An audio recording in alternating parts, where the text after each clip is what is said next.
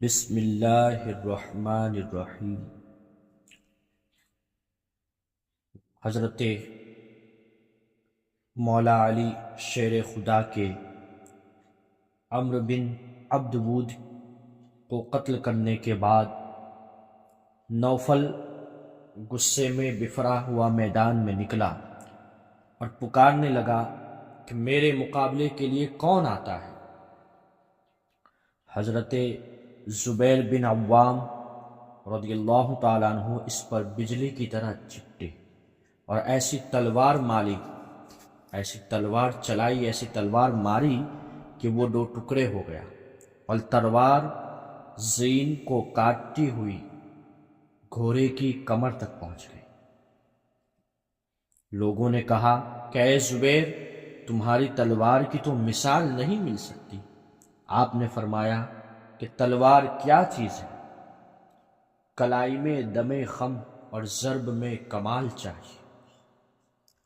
عبیرہ اور زرار بھی بڑے تنے سے آگ بڑھے، مگر یہ لوگ آگے بڑھے ایک دم جوش میں، لیکن جب ذوالفقار کا وار دیکھا تو لرزہ براندام ہو کر فرار ہو گئے۔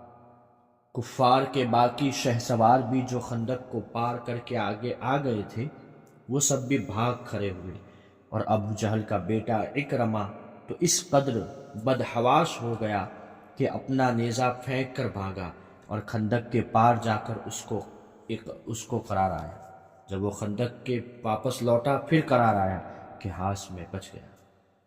بعض مورخین کا قول ہے کہ نوفل کو حضرت علی رضی اللہ تعالیٰ عنہ نے قتل کیا، اور بعض نے یہ کہا کہ نوفل حضور اکرم صلی اللہ تعالی وسلم پر حملہ کرنے کی غرض سے اپنے گھوڑے کو کدا کر خندق کو پار کرنا چاہتا تھا کہ خود ہی خندق میں گر پڑا اور اس کی گردن ٹوٹ گئی اور وہ مر گیا۔ بہرحال کفار مکہ نے 10,000 درہم میں اس کی لاش کو لینا چاہا تاکہ وہ اس کو اعزاز کے ساتھ دفن کرے۔ حضور اکرم صلی اللہ علیہ وسلم نے رقم لینے سے انکار فرما دیا اور ارشاد فرمایا کہ ہم کو اس لاش سے کوئی غرض نہیں، مشرکین اس کو لے جائے اور دفن کرے، ہمیں اس پر کوئی اعتراض نہیں۔ اس دن کا حملہ بہت ہی سخت تھا، دن بھر لڑائی جاری رہی اور دونوں طرف سے تیر اندازی اور پتھر بازی کا سلسلہ برابر جاری رہا، اور کسی مجاہد کا اپنی جگہ سے ہٹنا ناممکن تھا۔ خالد بن ولید نے اپنی فوج کے ساتھ ایک جگہ سے خندق کو پار کر لیا اور بالکل ہی ناگہاں حضور اکرم صلی اللہ علیہ وسلم کے خیمہ اقدس پر حملہ آور ہو گیا، مگر اسید بن حضیر نے اس کو دیکھ لیا اور 200 مجاہدین کو ساتھ لے کر دوڑ پڑے اور خالد بن ولید کے ساتھ دست بدست کی لڑائی میں ٹکرا گئے اور خوب جم کر لڑے، اس لیے کفار خیمہ اطہر تک نہ پہنچ سکے۔ اس گمسان کی لڑائی میں حضور اکرم صلی اللہ علیہ وسلم کی نماز عصر قضا ہو گئی۔ بخاری شریف کی روایت ہے کہ حضرت عمر رضی اللہ تعالیٰ عنہ جنگ خندق کے دن سورج غروب ہونے کے بعد کفار کو برا بھلا کہتے ہوئے بارگاہ رسالت میں حاضر ہوئے اور عرض کیا کہ یا رسول اللہ، میں نماز عصر نہیں پڑھ سکا۔ تو حضور صلی اللہ تعالیٰ علیہ وسلم نے فرمایا کہ میں نے بھی ابھی تک نماز عصر نہیں پڑھی۔ پھر آپ نے وادی بطحان میں سورج غروب ہو جانے کے بعد نماز عصر قضا پڑھی، پھر اس کے بعد نماز مغرب ادا فرمائی اور کفار کے حق میں یہ دعا مانگی، کفار کے لیے: ملا اللہ بیوتہم وقبورہم نارا کما شغلونا عن الصلاة الوسطی حتی غابت الشمس۔ ان مشرکوں کے گھروں اور ان کی قبروں کو آنکھ سے بھر دے، اے اللہ، ان لوگوں نے ہم کو نماز وسطی سے روک دیا۔ نماز وسطی یعنی عصر کی نماز سے روک دیا یہاں تک کہ سورج غروب ہو گیا۔ جنگ خندق کے دن حضور اکرم صلی اللہ تعالی وسلم نے یہ بھی دعا فرمائی کہ اللہم منزل الکتاب سریع الحساب اہزم الاحزاب۔ اللہم اہزمہم وزلزلہم۔ اے اللہ، اے کتاب نازل فرمانے والے، جلد حساب لینے والے، تو ان کفار کے لشکروں کو شکست دے دے۔ اے اللہ، ان کو شکست دے اور انہیں جھنجھوڑ دے۔ حضور اکرم صلی اللہ تعالی علیہ وسلم نے جنگ خندق کے موقع پر جب کفار مدینہ کا محاصرہ کیے ہوئے تھے اور کسی لیے شہر سے باہر نکلنا دشوار تھا، 3 دفعہ ارشاد فرمایا کہ کون ہے جو قوم کفار کی خبر لائے۔ تینوں مرتبہ زبیر بن عوام نے، جو حضور صلی اللہ تعالی علیہ وسلم کی پھوپھی حضرت صفیہ کے فرزند ہے، یہ کہا کہ میں یا رسول اللہ خبر لاؤں گا۔ حضرت زبیر کی اس جانثاری سے خوش ہو کر تاجدار دو عالم صلی اللہ تعالی علیہ وسلم نے فرمایا، ان لکل نبی حواری وان حواری الزبیر۔ ہر نبی کے لیے حواری یعنی مددگار خاص ہوتے ہیں، میرا حواری، میرا مددگار، میرا خاص زبیر ہے۔ اس طرح حضرت زبیر کو بارگاہ رسالت سے حواری کا خطاب ملا، جو کسی دوسرے صحابی کو نہیں ملا۔ اس جنگ میں مسلمانوں کا جانی نقصان بہت ہی کم ہوا، یعنی کل 6 مسلمان شہادت سے سرفراز ہوئے، مگر انصار کا سب سے بڑا بازو ٹوٹ گیا، یعنی حضرت سعد بن معاذ رضی اللہ تعالیٰ عنہ، جو قبیلہ اوس کے سردار اعظم تھے۔ اس جنگ میں ایک تیر سے زخمی ہو گئے اور پھر شفایاب نہ ہو سکے۔ آپ کی شہادت اس طرح ہوئی کہ آپ ایک چھوٹی سی زرہ پہنے ہوئے، جوش میں بھرے ہوئے، نیزہ لے کر لڑنے کے لیے جا رہے تھے کہ ابن ارقا نامی کافر نے ایسا نشانہ باندھ کر تیر مارا کہ جس سے آپ کی ایک رگ، جس کا نام اکحل ہے، وہ کٹ گئی۔ جنگ ختم ہونے کے بعد ان کے لیے حضور اکرم صلی اللہ تعالی وسلم نے مسجد نبوی میں ایک خیمہ گاڑا اور ان کا علاج کرنا شروع کیا۔ خود اپنے دست مبارک سے آپ نے ان کے زخم کو 2 مرتبہ داغا۔ اسی حالت میں آپ ایک مرتبہ بنی قریظہ تشریف لے گئے اور وہاں یہودیوں کے بارے میں اپنا وہ فیصلہ سنایا جس کا ذکر غزوہ قریظہ کے عنوان کے تحت آپ کے سامنے پیش کریں گے انشاءاللہ اگر موقع ملا تو۔ اس کے بعد وہ اپنے خیمے میں واپس تشریف لائے اور اب ان کا زخم بڑھنے لگ گیا تھا، لیکن انہوں نے شوق شہادت میں خداوند تعالیٰ سے یہ دعا مانگی کہ یا اللہ، تو جانتا ہے کہ کسی قوم سے جنگ کرنے کی مجھے اتنی زیادہ تمنا نہیں ہے جتنی کفار قریش سے لڑنے کی تمنا ہے، جنہوں نے تیرے رسول کو جھٹلایا اور ان کو ان کے وطن سے نکالا۔ اے اللہ، میرا تو یہی خیال ہے کہ اب تو نے ہمارے اور کفار قریش کے درمیان جنگ کا خاتمہ کر دیا ہے، لیکن اگر ابھی کفار قریش سے کوئی جنگ باقی رہ گئی تو جب مجھے تو زندہ رکھ تاکہ میں تیری راہ میں ان کافروں سے جہاد کروں، اور اگر اب ان لوگوں سے کوئی جنگ باقی نہ رہ گئی تو میرے اس زخم کو تو پھاڑ دے اور اسی زخم میں تو مجھے شہادت عطا فرما، موت عطا فرما۔ آپ کی یہ دعا ختم ہوتے ہی بالکل اچانک آپ کا زخم پھٹ گیا اور خون بہہ کر مسجد نبوی کے اندر بنی غفار کے خیمے میں پہنچ گیا۔ ان لوگوں نے چونک کر کہا کہ اے خیمے والو، یہ کیسا خون ہے جو تمہارے خیمے سے بہہ کر ہماری طرف آ رہا ہے؟ جب لوگوں نے دیکھا تو حضرت سعد بن معاذ رضی اللہ تعالیٰ عنہ کے زخم سے خون بہہ رہا تھا۔ اسی زخم میں ان کی وفات ہو گئی۔ حضور اقدس صلی اللہ تعالی وسلم نے فرمایا کہ سعد بن معاذ کی موت سے عرش الہی ہل گیا اور ان کے جنازے میں 70,000 ملائکہ حاضر ہوئے، اور جب ان کی قبر کھودی گئی تو اس میں سے مشک کی خوشبو آنے لگی۔ عین وفات کے وقت حضور اکرم صلی اللہ تعالی علیہ وسلم ان کے سرہانے تشریف فرما تھے۔ انہوں نے آنکھ کھول کر آخری بار جمال نبوت کا نظارہ کیا اور کہا کہ السلام علیک یا رسول اللہ۔ پھر بآواز بلند یہ کہا کہ میں گواہی دیتا ہوں کہ آپ اللہ کے رسول ہیں اور آپ نے تبلیغ رسالت کا حق ادا کر دیا۔ اللہ اکبر۔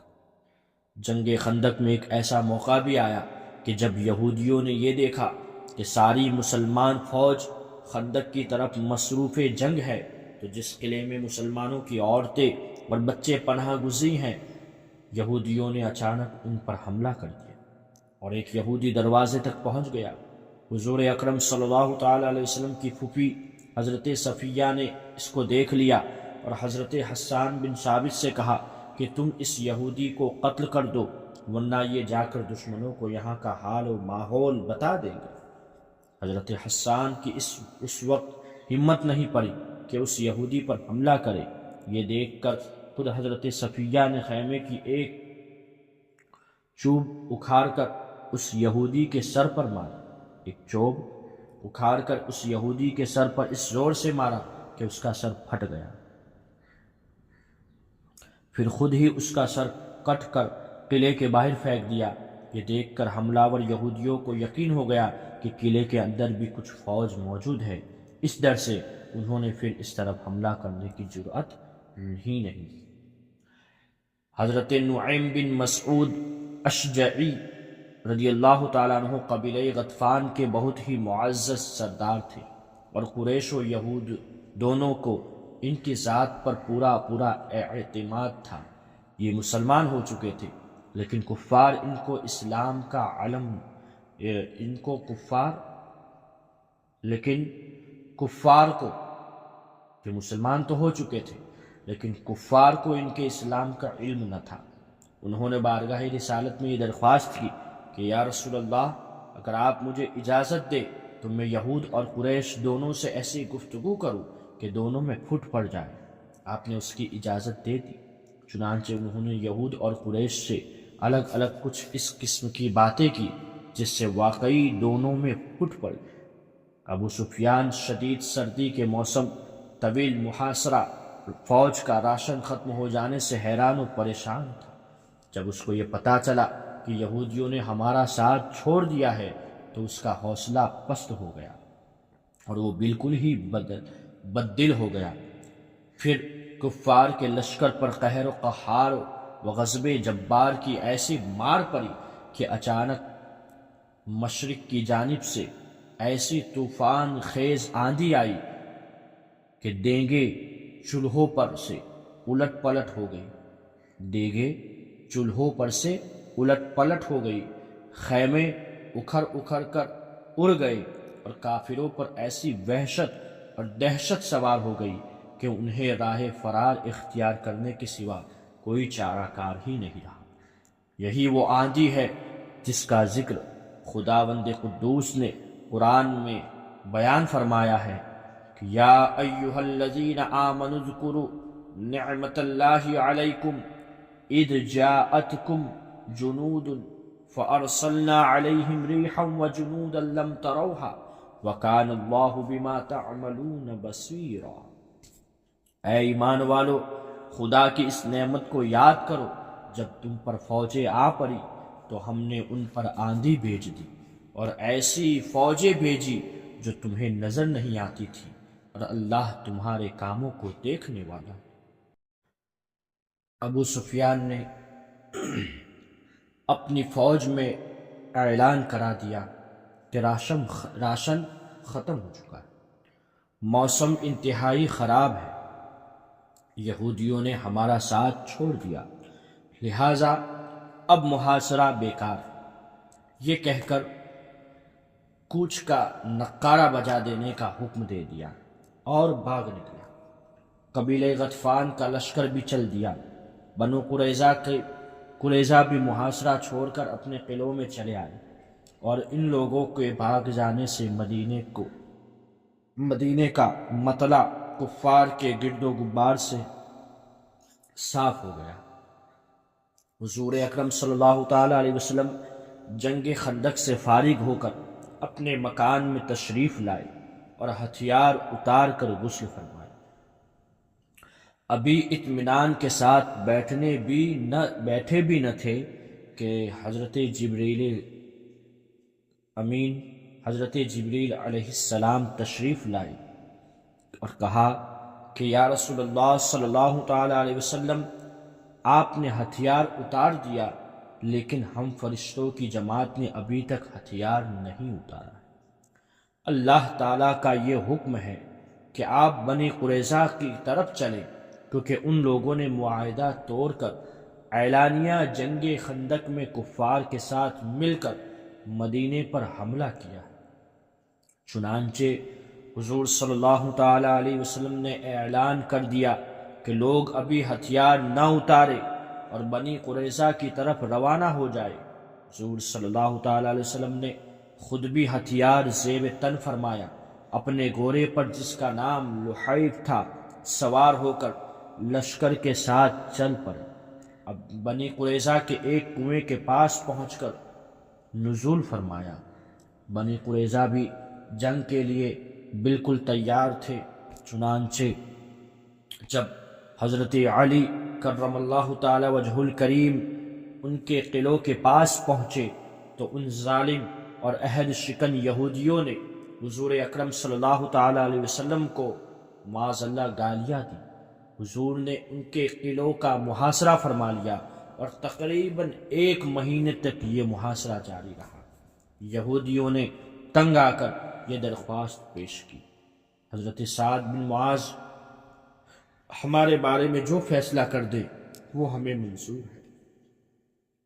حضرت سعد بن معاذ رضی اللہ تعالیٰ عنہ جنگ خندق میں ایک تیر کھا کر شدید طور پر زخمی تھے، مگر اسی حالت میں وہ ایک گدھے پر سوار ہو کر بنی قریظہ گئے اور انہوں نے یہودیوں کے بارے میں یہ فیصلہ فرمایا کہ لڑنے والی فوجوں کو قتل کر دیا جائے، عورتیں اور بچے قیدی بنا لیے جائیں اور یہودیوں کا مال و اسباب مال غنیمت بنا کر مجاہدوں میں تقسیم کر دیا جائے۔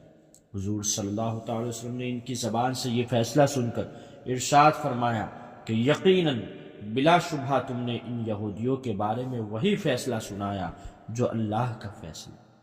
مسلم شریف کی حدیث میں اس فیصلے کے مطابق بنی قریظہ کی لڑاکا فوجیں قتل کی گئی اور عورتوں بچوں کو قیدی بنا لیا گیا اور ان کے مال و سامان کو مجاہدین اسلام نے مال غنیمت بنا لیا، اور اس شریر و بدعہد قبیلے کے شر و فساد سے ہمیشہ کے لیے پرامن مسلمان محفوظ ہو گئے۔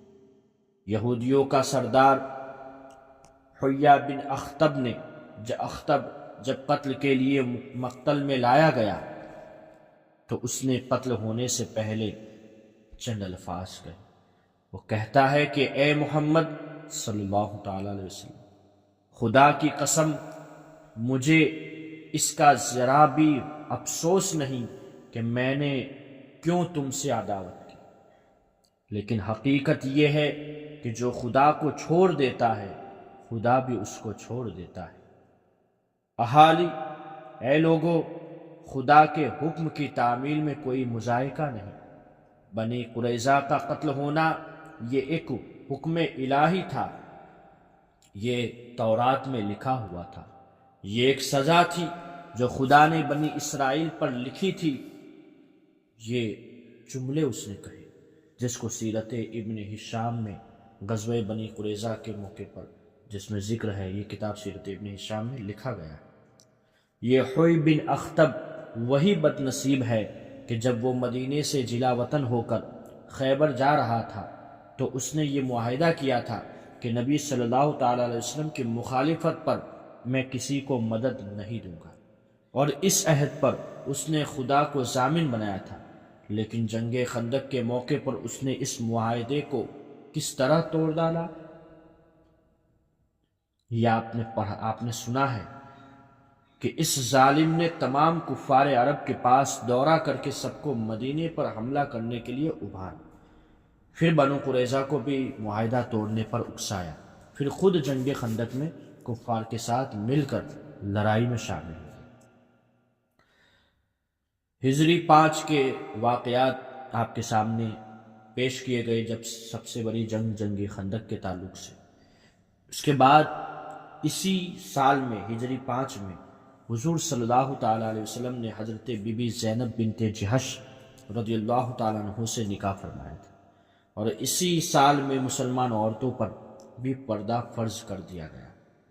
ہجری 5 سال سے پہلے جو واقعات تھے اس میں عورتوں کے پردے کے متعلق الگ چیزیں تھیں، لیکن اس کے بعد مسلمان عورتوں پر پردہ جو ہے وہ فرض قرار دیا گیا تھا، اور اسی 5 ہجری میں حد قذف یا کسی پر زنا کی تہمت لگانے کی سزا اور لعان و زہار کے احکام نازل ہوئے، اور اسی سال میں تیمم کی آیت نازل ہوئی، اور اسی سال نماز خوف کا حکم بھی نازل۔ اب اس کے بعد ہجرت کا 6واں سال، اس سال کے واقعات میں سب سے زیادہ اہم اور شاندار واقعہ بیت الرضوان اور صلح حدیبیہ ہے۔ تاریخ اسلام میں اس واقعے کی بڑی اہمیت ہے، کیونکہ اسلام کی تمام ترقیوں کا راز اسی کے دامن سے وابستہ ہے۔ یہی وجہ ہے کہ بظاہر یہ ایک مغلوبانہ صلح تھی، مگر قرآن مجید میں خداوند عالم نے اس کو فتح مبین کا لقب عطا کیا۔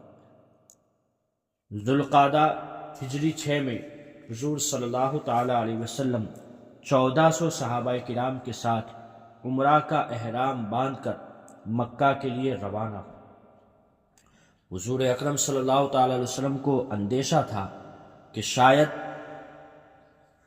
کفار مکہ ہمیں عمرہ ادا کرنے سے روکیں گے، اس لیے آپ نے پہلے ہی قبیلہ خزاعہ کے ایک شخص کو مکہ بھیج دیا تھا تاکہ وہ کفار مکہ کے ارادوں کی خبر لائے۔